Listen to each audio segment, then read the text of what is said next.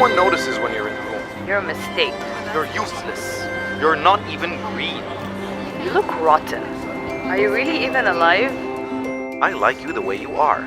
Seeing you blossom makes me happy. You're making a difference in the world. You are beautiful. I brought them here to see the plant. I was like, a plant is getting bullied. Like, it's not normal.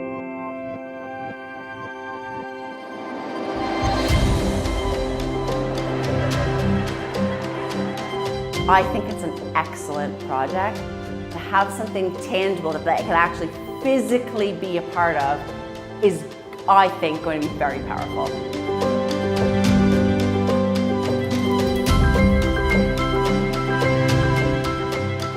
As the weeks passed, I started noticing that the one that was being bullied started kind of to droop. While the plant that was being complimented, it was flourishing and beautiful. It's raised the profile massively of different forms of bullying and the effects that bullying can have on people.